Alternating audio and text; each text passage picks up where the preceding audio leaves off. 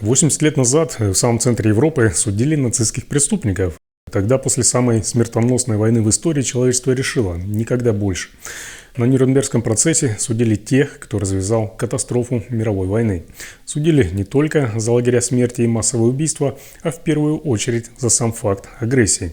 За преступления против мира, за развязывание агрессивной преступной войны. Казалось, это останется в учебниках истории навсегда. Больше таких трибуналов не создавалось. Казалось, что второй раз такого точно не будет. Кто бы мог подумать, что спустя 80 лет Россия окажется на месте нацистской Германии в роли главного мирового изгоя. Ну а Европа вновь подпишет бумаги о создании специального трибунала. И снова для того, чтобы судить верхушку государства, которое развязало агрессивную преступную войну. Только на этот раз в роли обвиняемых не гитлеровцы, а российская власть. Путин и вся его шайка. Вот оно, историческое дежавю. Привет, это майор в отставке. Напомню, что меня зовут Олег Кашинцев, и я бывший оперативник из Ярославской области, майор полиции в отставке. И в этом видео сегодня о событии, которое весь мир ждал более 3 лет. Специальный международный трибунал, на котором будут судить Путина и всю его военную, политическую и силовую верхушку за преступление агрессии против Украины, наконец-то создан. Ставьте лайк, подписывайтесь, если еще не сделали этого, и поехали! Давайте разберемся, как этот исторический механизм заработал. 25 июня в городе Страсбург под прицелами десятков камер и нервном молчании российской делегации в ООН был подписан официальный договор между Украиной и Советом Европы. Что это значит? Это значит, что процесс запущен на самом высшем уровне. Трибунал теперь не просто идея, а конкретный международный орган. Украина стала первой страной-участником, но это только начало. В ближайшее время присоединятся еще несколько европейских государств и страны-союзники. Подписание документа положило начало юридическому оформлению трибунала. Далее еще несколько формальных шагов, такие как ратификация в Украине, выбор места проведения трибунала, выбор судей. Ватtenфюрер теперь не просто объект для шуток, а официальный кандидат на скамью подсудимых в этом трибунале. Конечно, он и его подельники будут делать вид, что ничего не произошло, что не замечают этого, но история показывает, что за такие преступления, таких как они, будут искать вечно, пока не найдут. Даже если они доживут до 100 лет. Их посадят на скамью подсудимых даже дряхлыми стариками. Никто их жалеть никогда не будет. Но зачем все это? Потому что Международный уголовный суд, МУС, тот самый, который выдавал ордер на арест Путина, я напомню, за совершение военных преступлений, по уставу не может судить за преступление агрессии, если страна, в данном случае Россия, не ратифицировала Римский статут. А если вы не ратифицировали, да еще имеете друзей в Совбезе ООН с правом вето, то в обычном порядке по данному составу преступления вообще не подсудны. Поэтому и понадобился отдельный трибунал, который теперь по образцу Нюрнбергского будет судить тех, кто развязал войну. Чем такой трибунал отличается от других? Давайте напомню, чтобы было понятно даже тем, кто постоянно зависает в Z-каналах.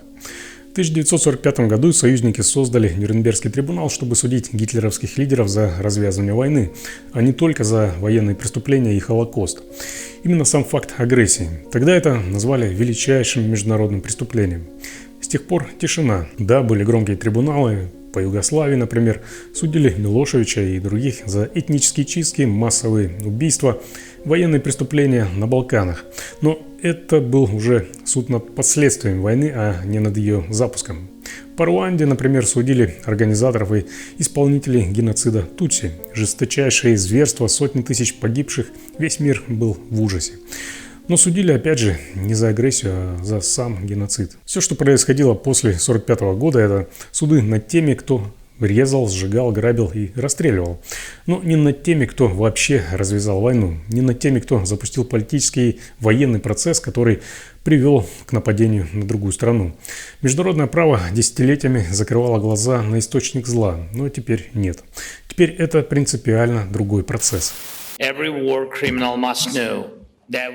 Каждый военный преступник должен знать, что будет справедливость, и это касается и России. Сейчас мы серьезно усиливаем юридическую работу, но до цели еще долгий путь. Специальный трибунал будет судить не за отдельные военные преступления, как я уже сказал, не за массовое убийство в Буче, не за уничтожение Мариуполя и не за то, что Путин говорил какую-то ахинею вроде денацификации. Это все, конечно, появится в обвинении, но главный состав преступления – это именно агрессия, то есть Сознательное и спланированное развязывание войны против другого государства. Если коротко, на этом трибунале фигурантами процесса будут те, кто раздавал приказы, те, кто подписывал документы, те, кто публично оправдывал и раздувал пламя войны, прикрываясь бумажками о защите Донбасса, военной необходимостью и прочей шизой из телевизора. Список, кстати, будет длинным. Это не только Путин, это и министры, и секретари Совбеза там всякие, и генералы, и все, кто делал эту политику с 2014 года и позже. Грубо говоря, вся верхушка режима. И вот тут важный момент, который нужно проговорить открыто и без всяких иллюзий. Трибунал, конечно, создан, но реально судить Путина, Лаврова, Мишустина пока можно будет только после того, как они уйдут со своих постов. Почему? Да потому что по международному праву абсолютный иммунитет от уголовного преследования распространяется на действующих глав государства, глав правительства и министров иностранных дел. Пока Путин президент, Лавров министр, а Мишустин премьер, трибунал не сможет осудить их.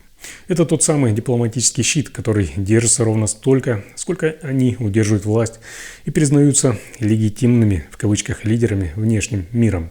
Так что если вы мечтали увидеть Путина в наручниках прямо сейчас, в прямом эфире, придется немножко подождать, но есть нюанс, об этом позже. Все остальные – министры обороны, генералы, депутаты, советники, начальники силовых структур – не защищены таким иммунитетом и могут стать фигурантами трибунала хоть завтра. Но и здесь история знает прецеденты, когда даже эта броня трещала по швам. Международный уголовный суд выписывал ордер на арест суданского президента Омара Аль-Башира прямо по ходу его президентства за геноцид. Специальный суд по Сьерра-Леоне завел дело против президента Либерии Чарльза Тейлора еще до его отставки. И именно это расследование вынудило его слететь к чертям со своего трона. Милошевича экстрадировали уже после ухода его с трона, но начали процесс против него, когда он еще был во главе Югославии. На Путина и некоторых его подельников, как вы знаете, ордера на арест за военные преступления, правда, юрисдикцией МУС уже выписаны.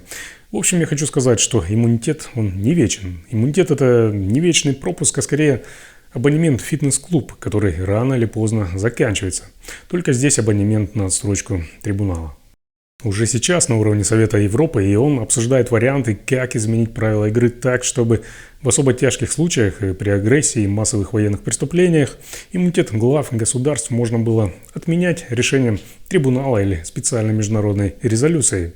Готовятся поправки в устав трибунала, чтобы такие, как Путин, не могли прятаться за формальной должностью. Высшее политическое и военное руководство России должно понести ответственность, но Путин, Лавров и Шойгу имеют иммунитеты по международному праву. Мы тоже знаем, как их снять. Есть для этого специальный механизм. Если международный договор будет поддержан партнерами, это будет сделать легко. Понятно, что Путин – это нелегитимный президент. Он удерживает власть только страхом и силой. Он убийца, удерживающий власть.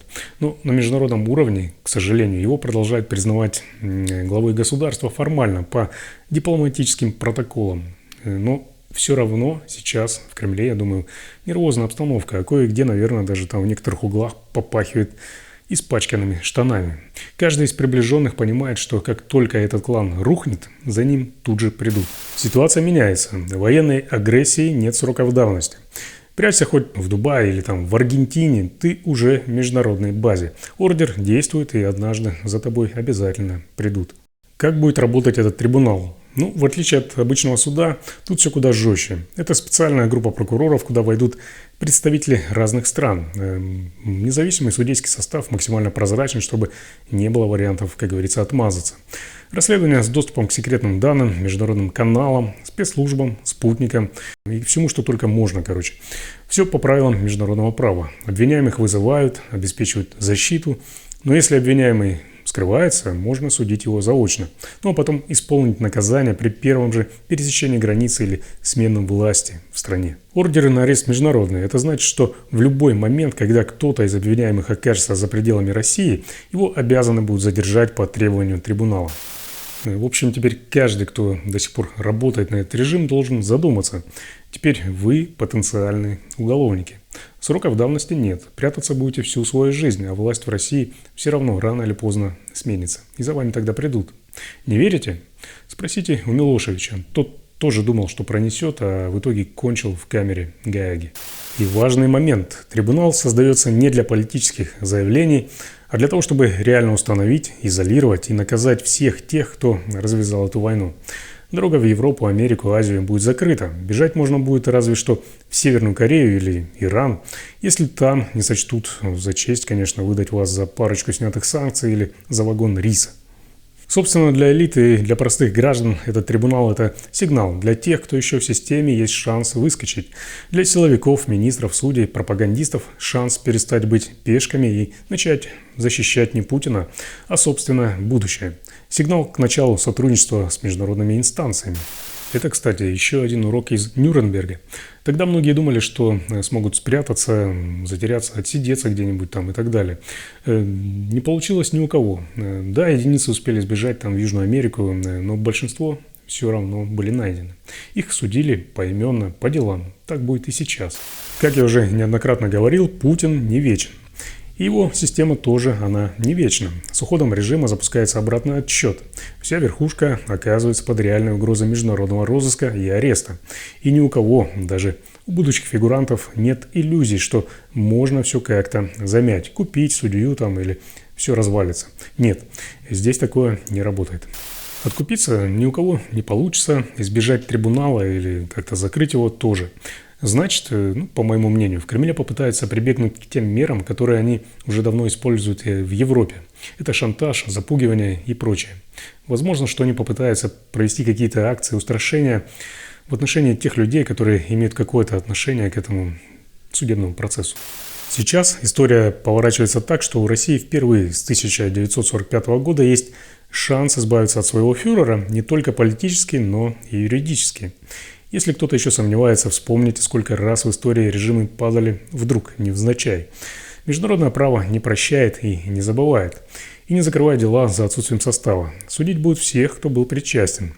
Даже если вы всего лишь передавали какие-то бумажки, ставили подпись, кивали головой в совбезе, комментировали там в телевизоре, кричали про специальную военную операцию.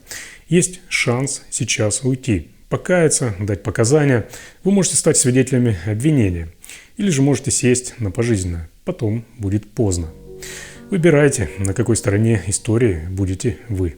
И последнее. Путинские спецслужбы пытаются меня всячески запугать, оказать давление. Мой ответ им следующий. Если вы дошли до такой степени, что начинаете действовать уже такими методами, то это значит, что я все делаю правильно. И я буду продолжать делать то, что я делаю сейчас. Только с еще большим усердием и с большими усилиями. Так что идите в жопу. У меня на сегодня все. Спасибо, что досмотрели это видео до конца. Обязательно ждите новых интересных и полезных выпусков. Для оперативной информации не забывайте также подписываться на мой телеграм-канал, ссылка есть в описании. Информация там обновляется каждый день.